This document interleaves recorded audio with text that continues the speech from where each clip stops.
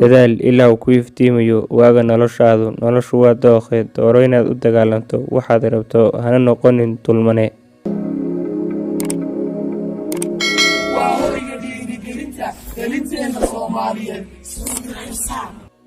Assalaamu calaykum waraxmatullaahi wabarakaatuh. Soo dhawaada saaxiibayaal, waa mar kaliya muuqaal kale xiiso leh. Ku soo dhawaada muuqaalkeena maanta. Halseynteena muuqaalka gudagelin muuqaalka like saar. Sidoo kale haddaad nagu cusub tahay subscribe channelka oo ka mid noqo saaxiibadan halkan ku saaxiibnay muuqaalkan sii share gare.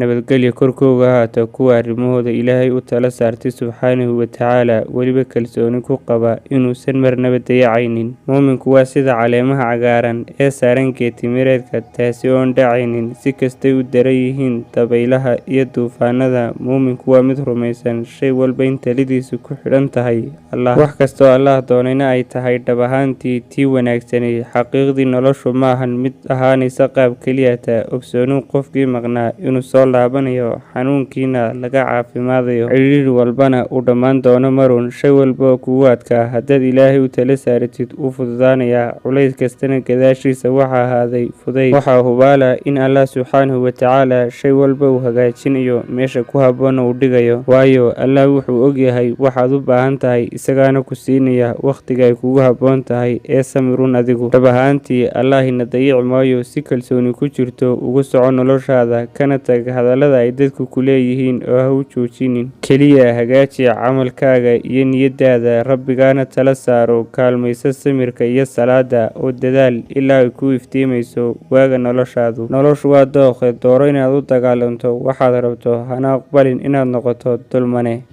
daawade waad ku mahadsantahay haddii aad soo gaadhay ilaa dhammaadka muuqaalka like saar. Sidoo kale subscribe channelka haddaad nagu cusub tahay. haddaad hore noola joogtayna muuqaalka sii share gare, like na saar. Assalaamu calaykum.